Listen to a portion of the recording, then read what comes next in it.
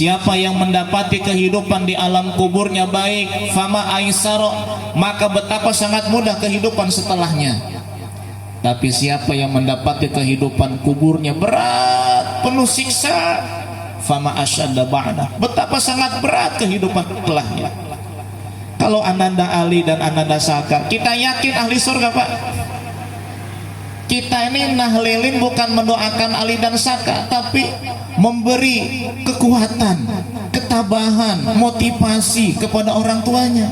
Kalau Ananda Saka dan Ananda sudah ahli surga, sebab umat Islam Ahlus Sunnah wal Jamaah meyakini tidak ada anak muslim yang meninggal melainkan ahli surga.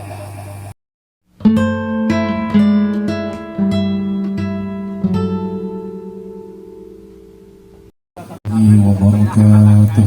Waalaikumsalam warahmatullahi wabarakatuh. Alhamdulillah. Alhamdulillahilladzi lam yuhmad 'alal makruhi siwa. Asyhadu an la ilaha illallah wahdahu la syarika lah.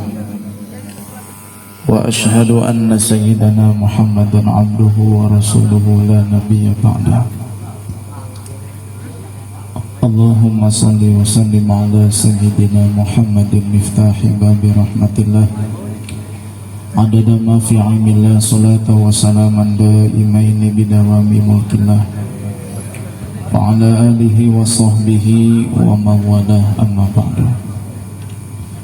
Faqad qala Allah subhanahu wa ta'ala fil Qur'anil Karim, a'udzu billahi minasyaitonir rajim, bismillahirrahmanirrahim.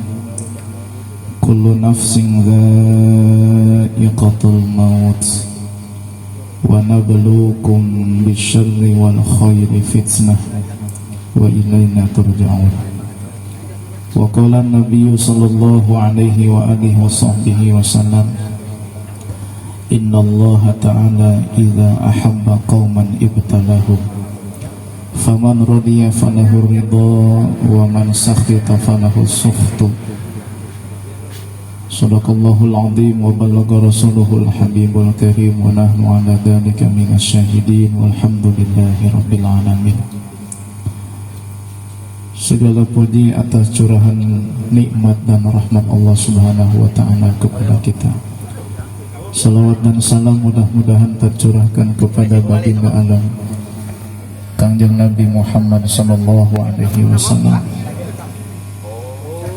juga kepada para keluarganya, para sahabatnya, dan kita selaku umatnya. Mudah-mudahan kita semua mendapatkan syafaatul uzma dari beliau fi yaumil kiamat, amin ya rabbal alamin.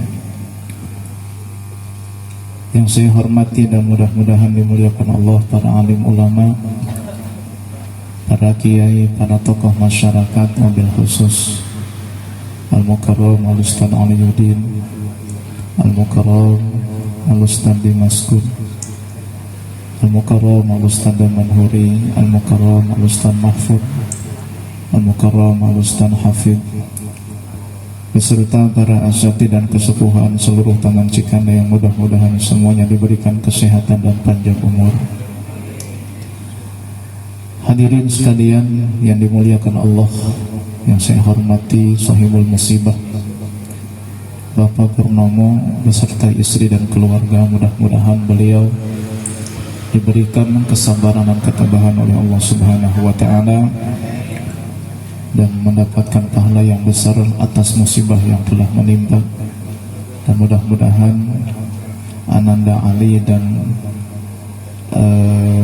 siapa satunya, Saka, dijadikan sebagai anak penghuni surga yang mempersiapkan tempat untuk kedua orang tuanya di surga, amin ya rabbal alamin. Hadirin sekalian jamaah tahlil yang dimuliakan Allah subhanahu wa ta'ala, alhamdulillah, dengan izin Allah subhanahu wa ta'ala kita dipilih menjadi hamba-hamba yang beriman kepada Allah subhanahu wa ta'ala. Suatu ketika Nabi sallallahu alaihi wasallam mendapatkan informasi bahwa salah satu anak beliau yang bernama Ibrahim bin Muhammad telah wafat dan meninggal dunia. Nabi sallallahu alaihi wasallam kemudian bersedih dan meneteskan air mata. Salah satu sahabat yang hadir pada saat itu yang bernama Abdurrahman bin Auf bertanya kepada Nabi sallallahu alaihi wasallam, "Ma hadza ya Rasulullah?" Tangisan apa ini wahai Rasul? Sahabat Abdurrahman bin Auf menduga Nabi sallallahu alaihi wasallam tidak menerima takdir Allah. Sahabat Abdurrahman bin Auf menduga tangisan Nabi disebabkan karena Nabi tidak menerima qada dan qadar Allah Subhanahu wa taala. Akan tetapi Nabi sallallahu alaihi wasallam menjawab pertanyaan dan dugaan Abdurrahman bin Auf dengan mengatakan, "Hadhihi rahmah." Wahai Abdurrahman bin Auf, tangisan ini adalah tangisan kasih sayang. Tangisan ini adalah tangisan cinta. Tangisan ini adalah tangisan rahmat. Innallaha la yu'adzibu bidam'il aini wala bihusnil qalbi walakin yu'adzibu bihadza. Sesungguhnya Allah Subhanahu wa ta'ala tidak akan pernah mengutuk dan menyiksa hambanya karena tangisan. Allah Subhanahu wa ta'ala tidak akan menyiksa hambanya karena tetesan air mata. Yang Allah akan siksa adalah ucapan-ucapan yang tidak berkenan terhadap takdir dan musibah Allah. Yang Allah akan tuntut adalah hati yang tidak menerima qada dan qadar Allah Subhanahu wa ta'ala. Tangisan merupakan rahmat dan kasih sayang. Ketika Nabi sallallahu alaihi wasallam ditinggalkan oleh anaknya Ibrahim, ditinggalkan oleh anaknya Abdullah, ditinggalkan oleh anaknya Qasim, Nabi menangis. Nabi ingin mengajarkan kepada kita bahwa tangisan ini adalah cinta. Tangisan ini adalah tabiat dan watak manusia yang menunjukkan riqatul qalbi, kelembutan hati. Betapa sangat nistanya jika manusia tidak pernah meneteskan air mata. Betapa sangat nista dan kerasnya hati manusia ketika tidak pernah menangis. Menangis ketika ditimpa musibah, menangis karena ingat terhadap dosa dan lain sebagainya. Maka oleh karena itu, saya secara pribadi kalau lihat anak saya yang pertama, Abdurrahman Kamil, itu seusia Ali. Ingat pada anak sendiri. Lihat anak saya yang kedua, itu seusia Saka. Jadi kalau lihat anak sendiri, saya selalu teringat dengan musibah yang ditimpa oleh Bapak Purnomo. Maka saya terus terang dari hari pertama sampai sekarang baru ini ke sini. Kita doakan mudah-mudahan ini musibah adalah musibah yang akan membuka pintu kebaikan kepada Bapak Purnomo, yang akan semakin tahu bagaimana hakikat bertauhid kepada Allah Subhanahu wa ta'ala. Kita kadang-kadang menerima takdir Allah jika takdir itu berupa kebaikan. Allah berikan kita kekayaan, kita menerimanya. Allah berikan kita sehat, kita menerimanya, bersyukur kepada Allah. Tatkala diberikan sesuatu yang tidak mengenakan hati, tidak sedikit manusia yang mengutuk takdir Allah Subhanahu wa ta'ala. Padahal salah satu rukun iman yang wajib kita mengimaninya adalah antu'mina bil qadari khairihi wa syarrihi minallah. Wajib kita beriman, percaya, menerima akan semua suratan takdir Allah Subhanahu wa ta'ala. Jauh sebelum Allah menciptakan manusia, jauh sebelum Allah menciptakan langit dan bumi, 2000 tahun sebelum Allah menciptakan langit dan bumi, takdir sudah ditetapkan oleh Allah. Nasib sudah ditentukan oleh Allah Subhanahu wa ta'ala. Kita hanya menjalaninya saja. Kita hanya tinggal pasrah dan ridho atas takdir Allah Subhanahu wa ta'ala. Di dalam sebuah hadis Nabi sallallahu alaihi wasallam bersabda, "U'budillaha birridha, fa illam tastati' fa bisabri." Sembahlah Allah Subhanahu wa ta'ala dengan penuh keridhaan. Salat bukan satu-satunya ibadah kepada Allah. Puasa bukan satu-satunya ibadah kepada Allah. Haji, zakat bukan satu-satunya ibadah kepada Allah. Menghamba kepada Allah dengan cara yang paling afdal adalah dengan ridho atas ketetapan Allah Subhanahu wa ta'ala. Makanya agama kita agama Islam.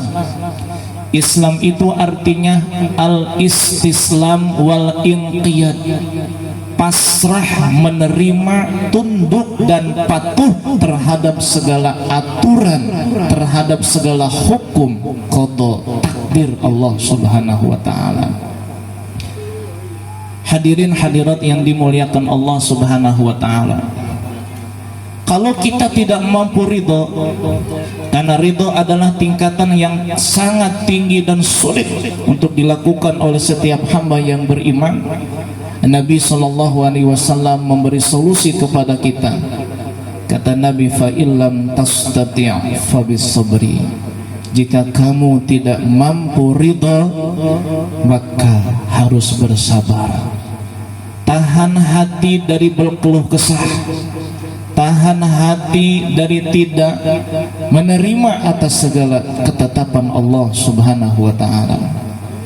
Di dalam kitab Irsyadul Ibad disebutkan ada sebuah hikayat dari Syekh Al-Yafi'i. Dulu pernah ada seorang ulama yang bernama Abdullah As-Siraj. Ia mengatakan, ketika aku sedang melaksanakan tawaf, aku melihat seorang wanita yang terpancar cahaya kecantikan dan ibadah dari wajahnya. Lalu aku berkata, wa mazalika illa biqillatil khuzni wal ham. Tidaklah memancar aura wajah seseorang melainkan karena tidak ada kesedihan yang meliputi kalbunya. Ternyata ucapanku ini terdengar oleh perempuan itu. Lalu ia menoleh ke belakang dan berkata, mata qul ya Abdullah, apa yang sudah kau ucapkan wahai hamba Allah? Kemudian aku berkata, aku melihat pancaran wajahmu yang bersinar, dan aku menduga kau adalah wanita yang tidak pernah mengalami kesedihan, kegalauan dan kesusahan.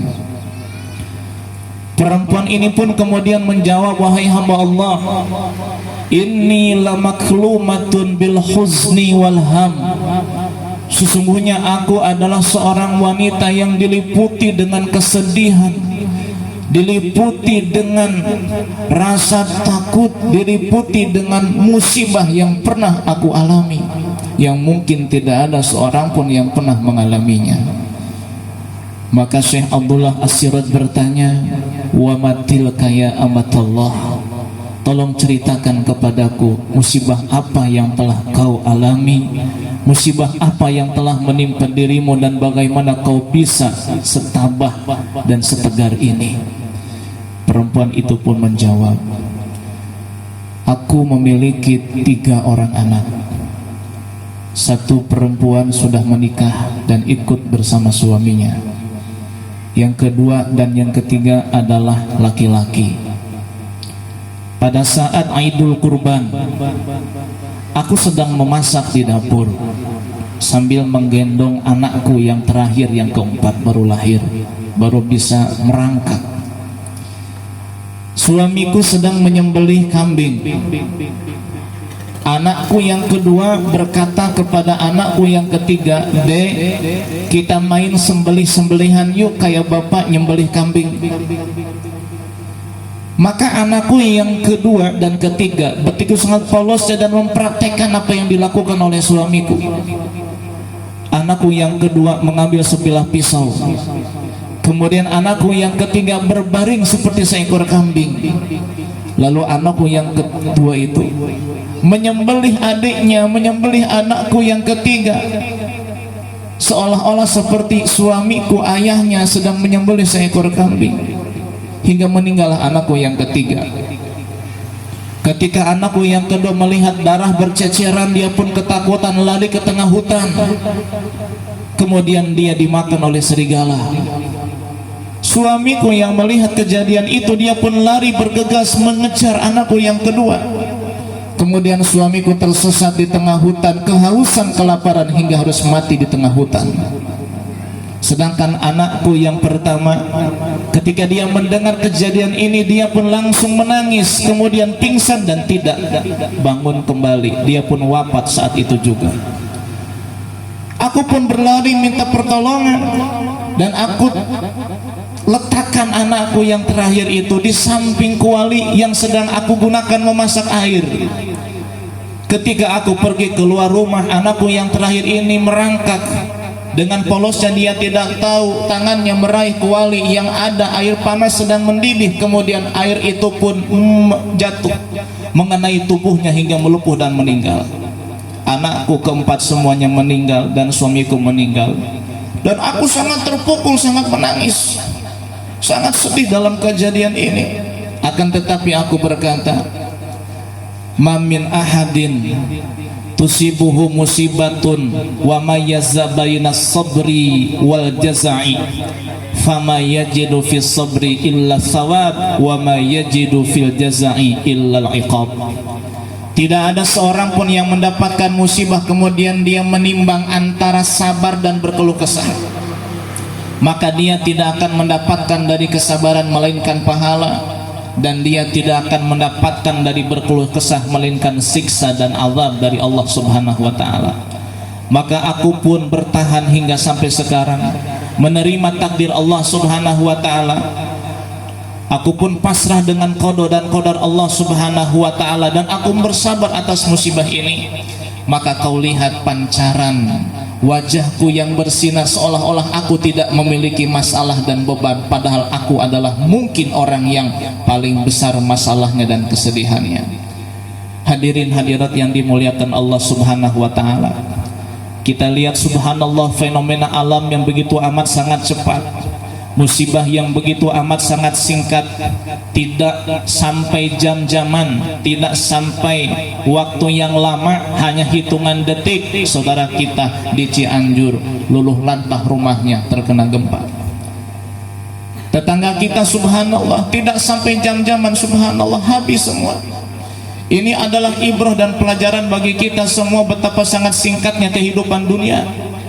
Maka wahai hamba-hamba Allah, bertakwalah kepada Allah Subhanahu wa taala, bertobatlah dari segala macam maksiat dan dosa, karena kematian akan selalu datang secara tiba-tiba.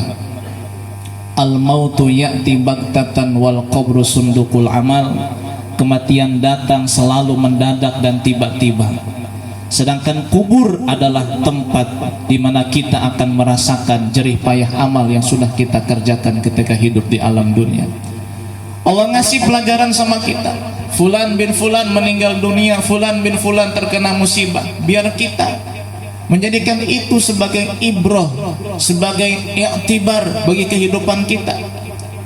Kalau kita lihat di dalam kitab-kitab salafus salih, bagaimana para ulama mengatakan bahwa kurung batang saja tiap hari memberi nasihat kepada kita. Undur ilayya fi aqlik annal muhayya linaqlik ana sarilul manaya kam sarum mithli fi mislik. Wahai hamba yang beriman, lihatlah kepadaku, kata kurung batang. Aku adalah tempat yang dipersiapkan untuk memindahkanmu dari rumah ke kuburan, dari masjid musola ke kuburan, dari tempat tinggal ke tempat peristirahatan terakhir. Anal muhayya linaklik, ana sarirul manaya, aku adalah kendaraan kematian. Kamsaro misli fi mislik, berapa banyak orang yang sepertimu dimasukkan ke atasku, ke dalamku. Berapa banyak orang yang sepertimu, kaya, tua, muda, miskin, kecil, semuanya. Berapa banyak yang sudah dimasukkan ke dalamku dan dinaikkan ke atasku, diiring oleh banyak orang ke kuburan. Unzur ilayya, lihat aku, kata kurung batang. Jadikan aku sebagai pelajaran. Sekarang kau menggotong mereka, nanti kau akan digotong oleh orang yang masih hidup. Sekarang kau menghadiri tahlilan, nanti kau akan ditahlili oleh mereka, tetangga dan saudaramu. Makanya hamba Allah, jangan dianggap hidup ini sangat panjang, begitu amat sangat singkat.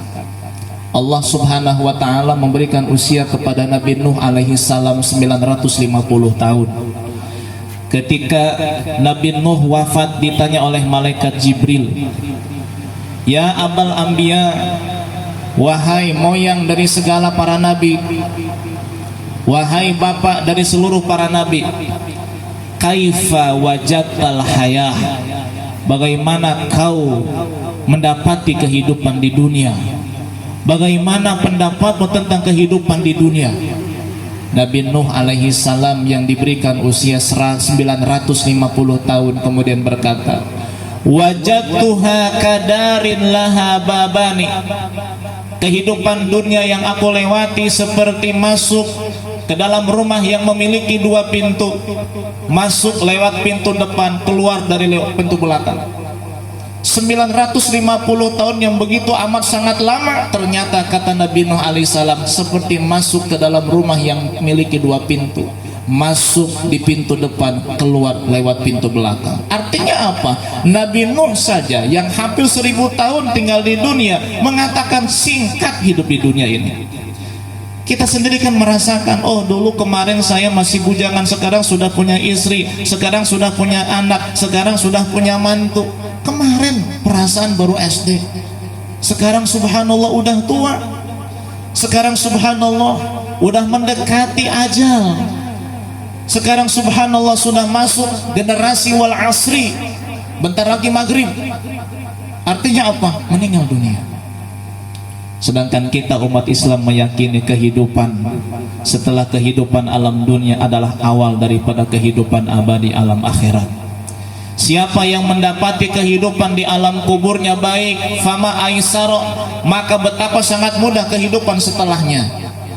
Tapi siapa yang mendapati kehidupan kuburnya berat, penuh siksa, fama asyadda ba'da, betapa sangat berat kehidupan setelahnya. Kalau Ananda Ali dan Ananda Saka, kita yakin ahli surga, Pak.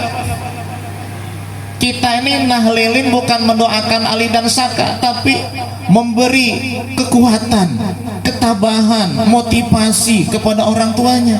Kalau Ananda Saka dan Ananda sudah ahli surga. Sebab umat Islam Ahlus Sunnah wal Jamaah meyakini tidak ada anak muslim yang meninggal melainkan ahli surga. Ahli surga yakin, gak didoain pun yakin ahli surga. Yakin, masya Allah. Makanya kalau kita sholat jenazah, jenazahnya anak kecil, kan doanya Allahumma ja'alhu faratan li abawaihi. Ya Allah, jadikan anak ini sebagai farat bagi kedua orang tuanya. Apa itu farat? Orang yang datang lebih dahulu menyiapkan tempat yang layak dan enak untuk orang yang datang setelahnya. Jadi Ananda Ali dan Ananda Saka, Allah pilih mereka berdua untuk mempersiapkan tempat yang indah bagi kedua orang tuanya di surga. Amin ya rabbal alamin. Tapi kita yang punya anak jangan didoakan biar mati. Jangan, itu takdir Allah subhanahu wa ta'ala. Allah yang pilih karena Allah sayang. Tadi hadis saya bacakan, inna izamal jaza ma'a izamil bala. Sesungguhnya pahala yang besar sesuai dengan musibah yang besar. Semakin berat musibah, semakin besar pahalanya. Siapa yang tidak terenyuh hatinya mendapatkan kabar yang subhanallah, sangat mendadak sekali, sangat mengejutkan sekali, bagaimana hati orang tuanya yang sampai sekarang mampu berbicara. Begitu sangat tabah dan tegarnya hatinya mereka dua. Kenapa? Mampu berbicara padahal mendapat musibah yang subhanallah, bukan hanya harta bisa dicari, anaknya subhanallah Allah ambil. Tapi mereka tabah, mereka sabar, mereka pasrah. Insya Allah ini adalah inti daripada keimanan dan ketakwaan kepada Allah Subhanahu wa Ta'ala. Kita yang masih hidup, mudah-mudahan Allah berikan umur kepada kita yang panjang, amin. Allah berikan kita kesehatan, anak-anak kita Allah panjangkan usianya, sehatkan, jauhkan dari mara bahaya. Allah jadikan anak-anak kita adalah anak-anak yang soleh dan solehah, yang membanggakan kita fid dunya wal akhirah, amin ya rabbal alamin. Karena zaman ini adalah zamannya musibah, jangan sampai kita bosan minta perlindungan kepada Allah. Ada satu istighfar yang diajarkan oleh para ulama, dibaca 27 kali pagi dan sore. Siapa yang mengamalkannya, insya Allah lam yara fi ahlihi makruha, tidak akan melihat hal yang tidak disukai pada keluarganya. Jadi Allah akan lindungi anaknya, Allah akan lindungi istrinya dari musibah dunia, musibah agama. Karena musibah yang paling besar bukan musibah dunia, musibah agama.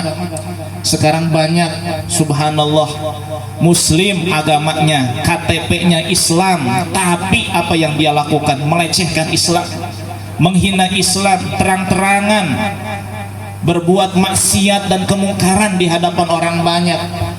Berani membuat situs-situs online, internet, berani membuat sesuatu yang bisa menyebabkan orang lain mengikuti dia, berani membuat tayangan-tayangan konten-konten yang menyimpang daripada ajaran Allah Subhanahu wa Ta'ala. Jangankan HP, TV juga sama sekarang banyak tayangan-tayangan yang tidak mendidik. Mereka berani mengumbar aurat, mereka berani berbuat maksiat, ditonton oleh orang banyak. Ini musibah agama, Pak.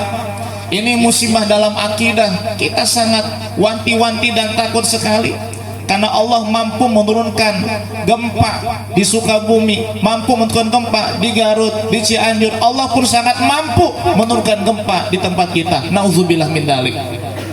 Cianjur saja yang kota santri, kota ulama, kampung pesantren, tetap musibah tidak memandang bulu jika harus turun di tempat itu. Maka oleh karena itu banyak-banyak doa dan zikir kepada Allah Subhanahu wa Ta'ala, terutama istighfar ini 27 kali pagi dan sore, biar Allah jaga istri, anak kita, keluarga kita dari hal-hal yang tidak mengindahkan dalam urusan dunia ataupun agama.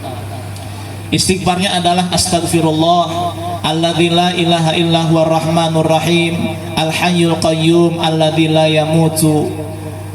Astagfirullah alladzi la ilaha illa huwar rahmanur rahim al hayyul qayyum alladzi la yamutu, al hayyul qayyum alladzi la yamutu wa atubu ilaihi rabbighfirli. Astagfirullah alladzi la ilaha illa huwar rahmanur rahim al hayyul qayyum alladzi la yamutu wa atubu ilaihi rabbighfirli. Saya ulangi, astagfirullah alladzi la ilaha illa huwar rahmanur rahim al hayyul qayyum alladzi la yamutu wa atubu ilaihi rabbighfirli. Tolong ikuti saya. Astagfirullah alladzi la ilaha illa huwa ar-rahmanur rahim al hayyul qayyum alladzi la yamut wa atubu ilaihi rabbighfirli. Saya ulangi biar hafal. Astagfirullah alladzi la ilaha illa huwa ar-rahmanur rahim al hayyul qayyum alladzi la yamut wa atubu ilaihi rabbighfirli. Sekali lagi, astagfirullah alladzi la ilaha illa huwa ar-rahmanur rahim al hayyul qayyum alladzi la yamut wa atubu ilaihi rabbighfirli. Hafal? Insyaallah apa nih? Bagi yang merekam ditulisannya dibaca 27 kali pagi dan sore. Insya Allah Allah jaga anak istri kita. Kita tidak akan melihat hal yang tidak kita sukai pada istri dan anak kita, atau pada suami dan anak kita. Insya Allah ini mujarab, kata para ulama. Istighfar ini mujarab supaya Allah lindungi anak, istri dan keluarga kita, sehingga kita tidak melihat keburukan pada diri mereka. Insya Allah saya ijazahkan dan silakan diamalkan. Ajaztukum,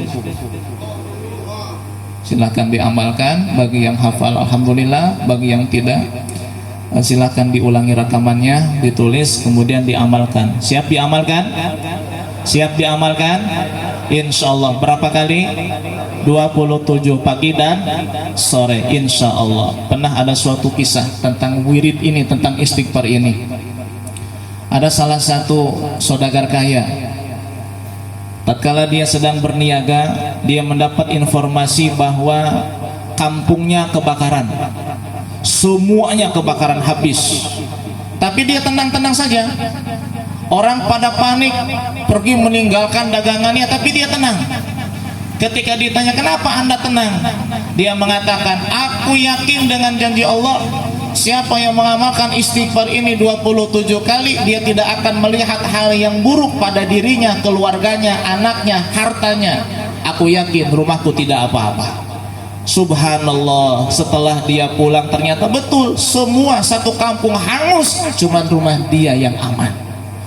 Dengan kekuatan istighfar kepada Allah Subhanahu wa ta'ala. Maka kita mohon kepada Allah, semoga apa yang telah diambil oleh Allah Subhanahu wa ta'ala, baik harta, rumah ataupun anak Bapak Purnomo, Allah gantikan dengan yang lebih baik secepatnya, amin ya robbal alamin. Kebaikan dunia dan akhirat, amin ya robbal alamin. Allah berikan ketabahan, kesabaran, kekuatan, iman, Islam bagi kedua orang tuanya, dan Allah jadikan kedua anak yang sudah wafat diambil oleh Allah penghuni surga yang menyiapkan tempat yang layak, indah bagi kedua orang tuanya, amin ya robbal alamin. Bi barakati umil Quran. Al-Fatihah. A'udzu billahi minasyaitonir rajim. Bismillahirrahmanirrahim. Alhamdulillahi rabbil alamin arrahmanir rahim maliki yaumiddin. Iyyaka na'budu wa iyyaka nasta'in. Ihdinas siratal mustaqim. Siratal ladzina an'amta 'alaihim ghairil maghdubi 'alaihim waladdallin. Amin. Demikian yang dapat saya sampaikan, lebih kurangnya mohon maaf. Hadani Allah wa iyyakum ajmain. Wassalamualaikum warahmatullahi wabarakatuh. Assalamualaikum warahmatullahi wabarakatuh.